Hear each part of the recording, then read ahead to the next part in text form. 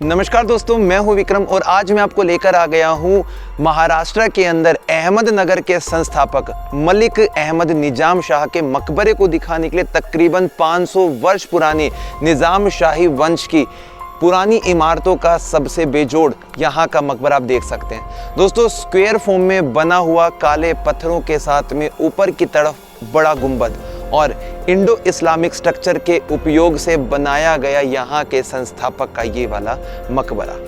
बताते हैं कि 1490 के वक्त में अहमदनगर के जो संस्थापक थे मलिक अहमद, उन्हीं के नाम से अहमदनगर का शहर भी पड़ा था। बहमनी सेना को 1492 में हराया और उसके बाद में अहमदनगर का ये वाला शहर इन्होंने अपने शासनकाल में बसाना शुरू किया।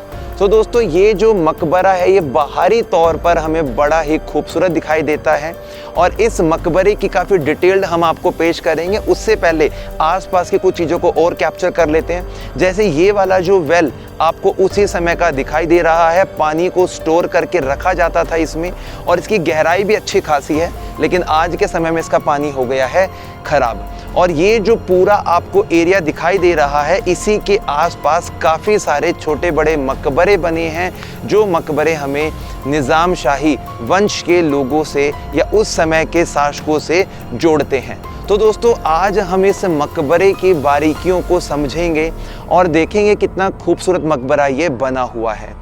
आप जब इस मकबरे को देखेंगे तो मैं आपको साथ साथ इसके इतिहास से भी थोड़ा रूबरू करवा देता हूँ। दोस्तों, बात ये है 1486 से पहले की। मलिक निज़ाम उल मुल्क, जो कि पथरी गांव के ब्राह्मण के कुलकर्णी परिवार के रहने वाले थे, इन्होंने अपना धर्म परिवर्तन किया और बहमनी शासकों के अधीन में ये दरबारी थे और पेशे से इनके जो घर वाले थे वो मुनीम थे।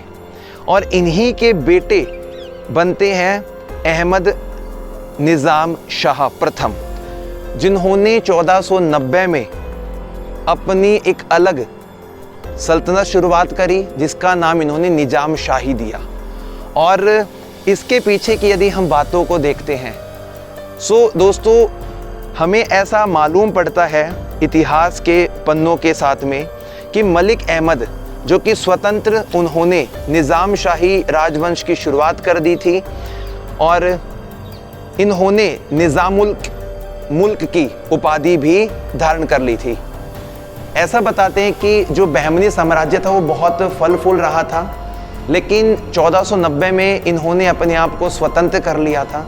यहाँ पर दोस्तों, आज हम जो ये कब्र देख रहे हैं, बताते हैं जो मलिक अहमद निजाम शाही थे उन्हीं की कब्र यहाँ पर बनी है और यही हैं अहमदनगर के संस्थापक। और ये स्क्वायर फॉर्म में बना हुआ 12.5 × 12.5 मीटर में इनका जो पूरा मकबरा तैयार किया गया है। ऊपर के आप इस बारीक काम को देख सकते हैं।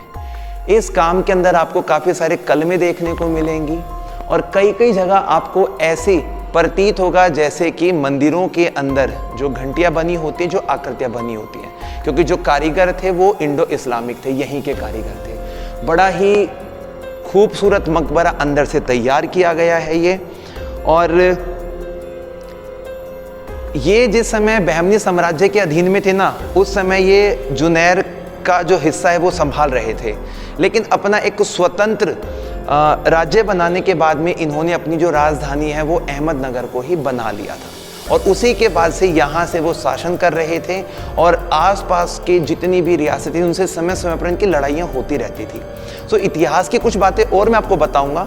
इसके कंस्ट्रक्शन में आप वही पुराने समय की जो स्क्विंच मेथड टेक्निक होती है वो देख पा रहे हैं। चारों दिशाओं में 4 बड़े बड़े दरवाजे लगाए गए हैं, मजबूत पत्थर हैं, इंच भर भी पत्थर 500 वर्ष के बाद भी अपनी जगह से नहीं हिले हैं। रोशनी का बड़ा अच्छा इंतज़ाम किया गया है। कुछ चीज़ें मैं आपको इससे बाहर निकल कर भी दिखा देता हूँ कि ये जो पूरा मकबरा तैयार किया गया है ना, ये आज भी आप देखेंगे तकरीबन 7 फुट चौड़ा इसका जो बेस है वो इस दरवाजे का हमें देखने को मिलता है।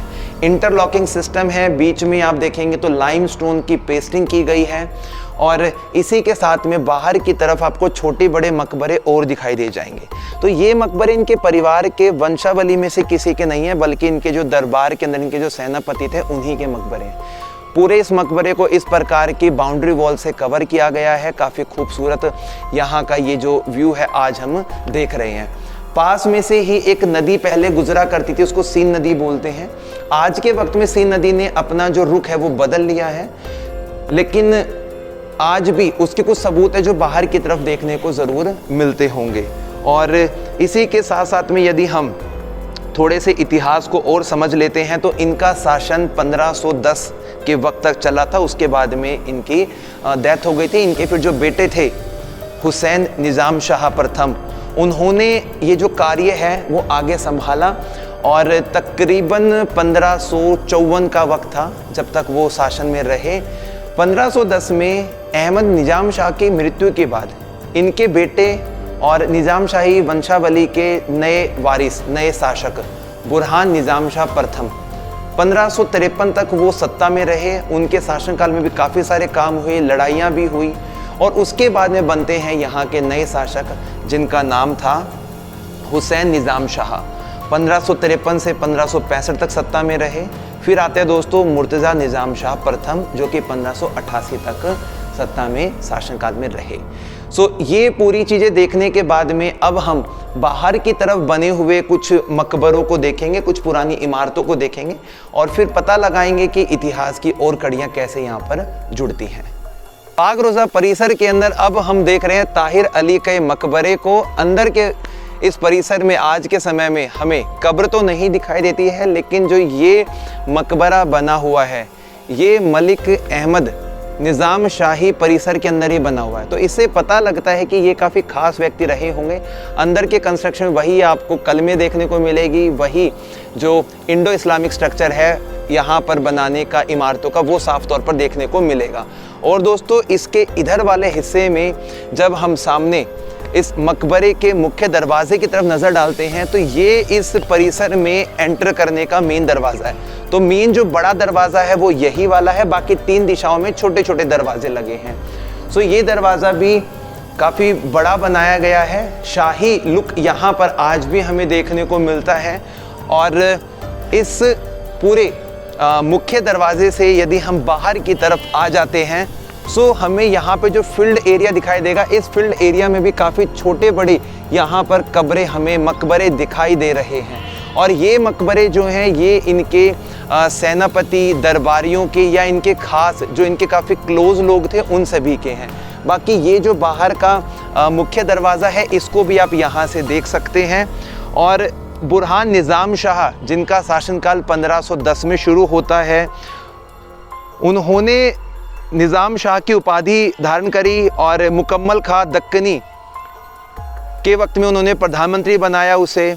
और हुसैन निज़ाम शाह के 1562 के वक्त में एक घटना घटती है जिस घटना के अंदर बीजापुर आदिल शाही, गोलकुंडा के इब्राहिम कुतुब शाह और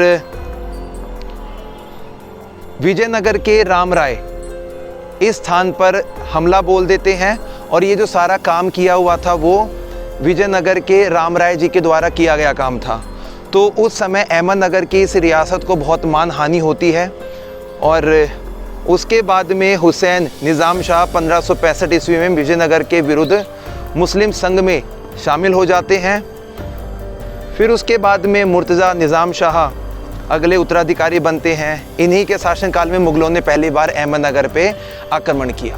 यहाँ पर भी एक मकबरा देखने को मिल रहा है, ये भी उन्हीं में से खास में से किसी का रहा होगा। एक घटना और बनती है कि जो सम्राट अकबर थे ना, उन्होंने बुरहान को बंधक बना लिया था। और जो बीजापुर रियासत थी जहाँ के सुल्तान इब्राहिम शाह आदिल शाह द्वितीय थे, फिर इसी समय में बुरहान ए मासीर ऐतिहासिक ग्रंथ भी लॉन्च हुआ था। और ये चांद बीबी जो है ना, इसका भी बहुत बड़ा योगदान बताते हैं कि अकबर की सेना को रोका था इन्होंने 16वीं शताब्दी के अंतिम वक्त में। फिर अकबर ने दोबारा हमला किया और इस जगह को कैप्चर कर लिया। तो फिर चांद बीबी का इतिहास भी एक बड़े योद्धाओं की श्रृंखला में लिखा जाता है, जैसे कि आप लोगों ने सुना होगा रजिया सुल्तान। ऐसे ही चांद बीबी सुल्ताना जो थी बहुत बहादुर थी। एक मकबरा यहाँ पे भी हमें देखने को मिलता है। ये जो मकबरे हैं ये आज के समय में खेत के बिल्कुल बीच में बने हैं, तो आपको इनको देखने के लिए खेत की सैर करनी पड़ेगी। ये पूरा जो काल है ना, ये तकरीबन 1633-35 तक शाहजहां ने जब तक इस स्थान को कैप्चर नहीं किया तब तक ये जो हिस्सा है वो निज़ाम शाहियों के अधीन में रहा। उसके बाद में फिर जो राजधानी है वो कभी औरंगाबाद बनी, कभी ये वाला हिस्सा औरंगज़ेब ने कैप्चर किया, फिर कभी मराठाओं ने किया, फिर निज़ाम शाहियों ने किया। तो यही इनके मतलब पूरा ओवरऑल चलता रहा।